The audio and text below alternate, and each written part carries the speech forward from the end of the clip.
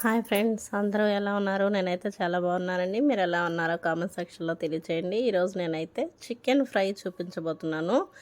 ముందుగా ఒక half KG chicken తీసుకొని శుభ్రంగా కడిగేసి ఇలాగా వాటర్ పోయేలాగా పెట్టేసుకొని తర్వాత ఫ్రెష్గా ఇందులో సాల్టు, పసుపు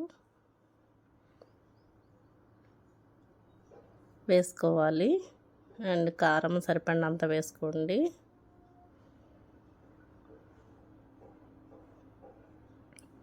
కొత్తగా చూస్తున్న వాళ్ళు నా ఛానల్ని సబ్స్క్రైబ్ చేసుకోండి.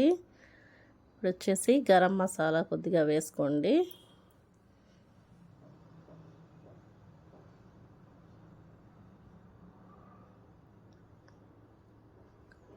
తర్వాత చికెన్ మసాలా కూడా వేసుకోండి తగినంత.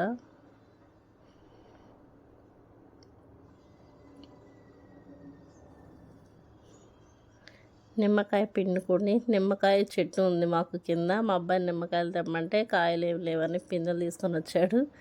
నిమ్మకాయ రసం అయితే అసలు రాలేదు అందులో. నిమ్మకాయ పిండుకోండి ఒక హాఫ్ బద్ద. తర్వాత పెరిగేసుకోండి. పెద్ద స్పూన్తో 2 స్పూన్స్ వేసుకోండి.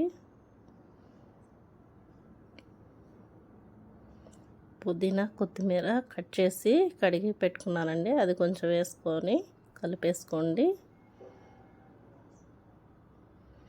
ఇదిలా బాగా ముక్కలకి పట్టేలాగా అంతా కలిపి పెట్టుకోవాలండి.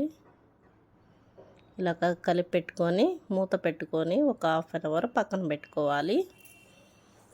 హాఫ్ అన్ అవర్ అయిన తర్వాత కళాయి పెట్టుకొని స్టవ్ మీద కావాల్సినంత ఆయిల్ వేసుకోండి.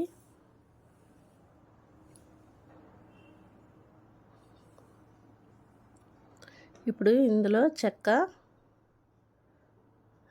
ఇలాచి ఒక 2-3 ఇలాచీలు వేసుకోండి. యాలక్కాయ, ఇవి మసాలా దినుసుల్లో ఉంటాయండి. ఇవి పలావ్ మసాలా దినుసుల్లో అవి 2 వేసుకోండి. అవి కొంచెం వేగాక మనము కలిపెట్టుకున్న చికెన్ని ఆయిల్లో వేసుకోవాలి. ఇవి మీడియం ఫ్లేమ్లో పెట్టుకొని బాగా కలుపుకోవాలి.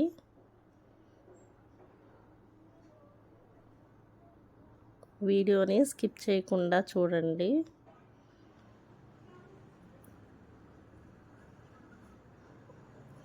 ఇది మూత పెట్టుకొని కొంచెంసేపు మగ్గనిచ్చుకుందాము.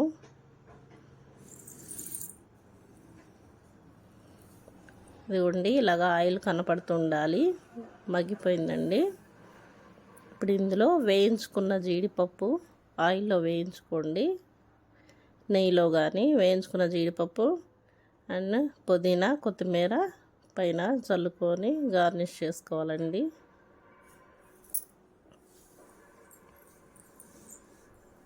ఒకసారి బాగా కలిపేసుకొని స్టవ్ ఆఫ్ చేసేసుకోవాలి. అంతే అండి, అయిపోయింది చికెన్ ఫ్రై. కొత్తగా చూసిన వాళ్ళు నా ఛానల్ని సబ్స్క్రైబ్ చేయండి. Thank you for